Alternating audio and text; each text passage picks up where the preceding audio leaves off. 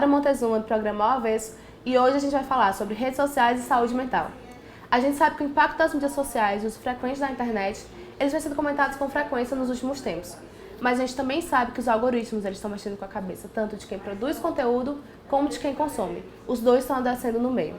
Um site chamado Polygon publicou em junho de 2018 uma pesquisa que destaca que os principais youtubers dos Estados Unidos eles vêm sofrendo com problemas como depressão, ansiedade e estresse no trabalho.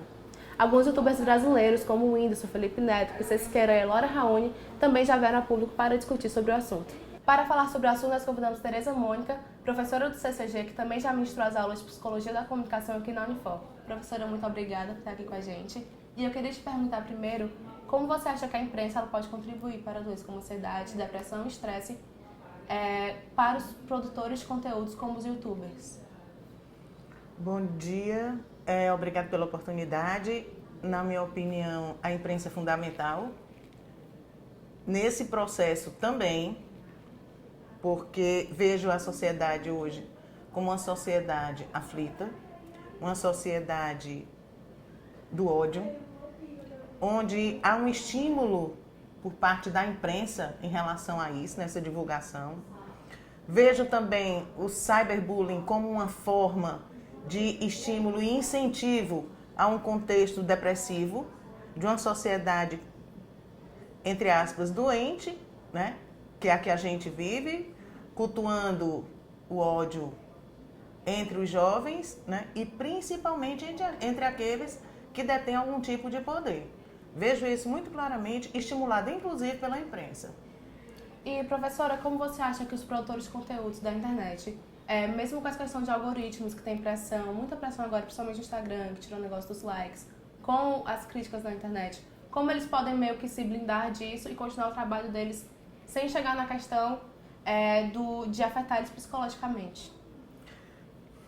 Não vejo uma solução muito fácil. Acho que isso demanda tempo, né? Maturidade. Tempo e maturidade são coisas que vivenciamos hoje, que está difícil de ser encontrada, né? Inclusive com pessoas de mais idade não é que a idade represente maturidade. Não vejo de uma forma muito clara como esse conteúdo pode ser estimulado.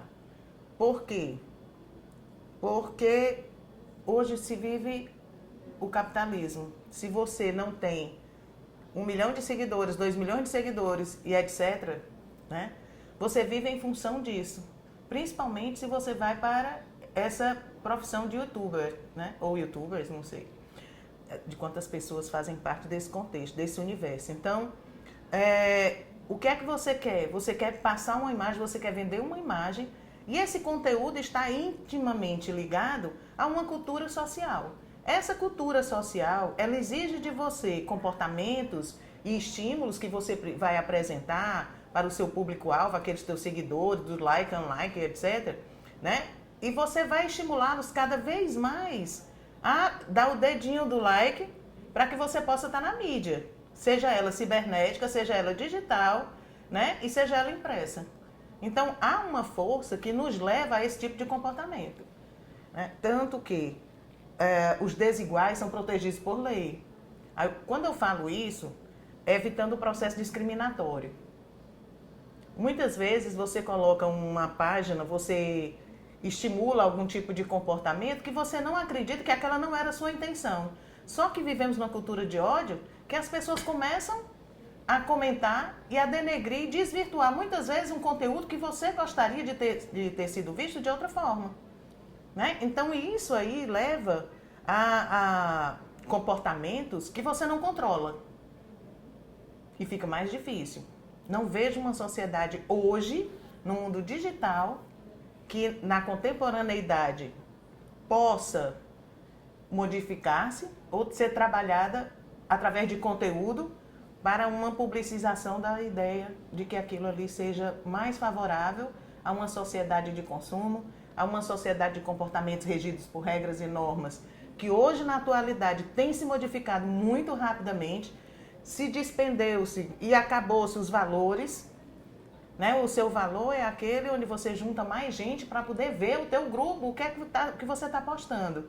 Então, isso leva a um comportamento meio desregrado, por exemplo.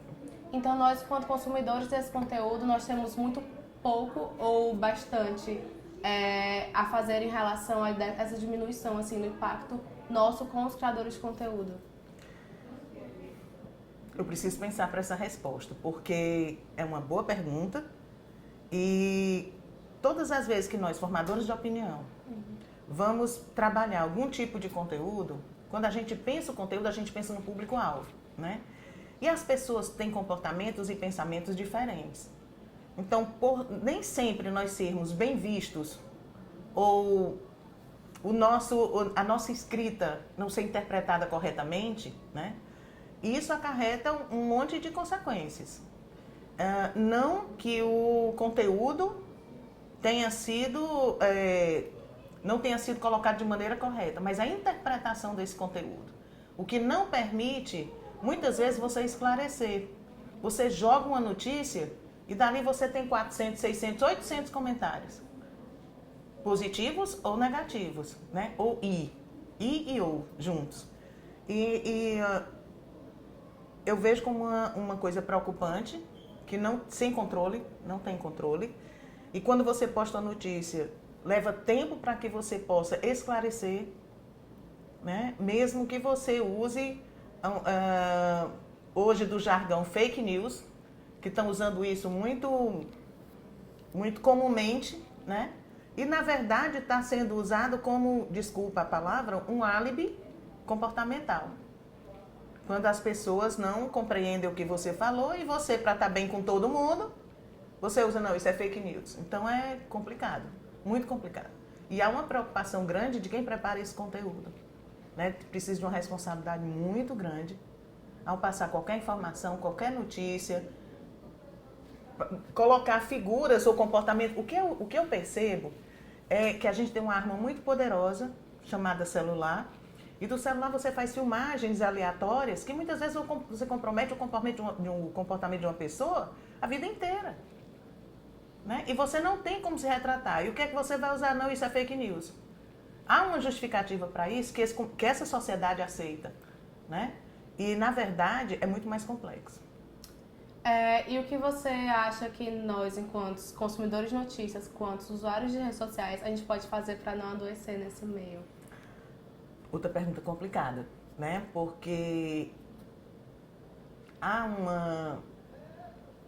uma falta de cultura para isso, né? Uma falta de cultura, não que as pessoas sejam aculturadas, mas a gente precisa se entender mais, a gente precisa selecionar mais, né? A gente precisa conviver com pessoas que têm o mesmo nível que você para poder interpretar corretamente aquilo que você quer dizer. E é difícil, porque numa família, por exemplo, que tem 5 filhos, cada um interpreta a mãe e o pai de forma diferente, né? Imagina numa sociedade digital, cibernética, onde todos têm ideias diferentes, pensamento diferente daquilo que você vai dizer. Complicado, muito complicado. Bom, professora, muito obrigada pela sua participação. Eu agradeço a oportunidade e obrigada por ter me convidado. Então, gente, esse foi mais um episódio do programa Ao Avesso. E é isso, a gente espera vocês na próxima.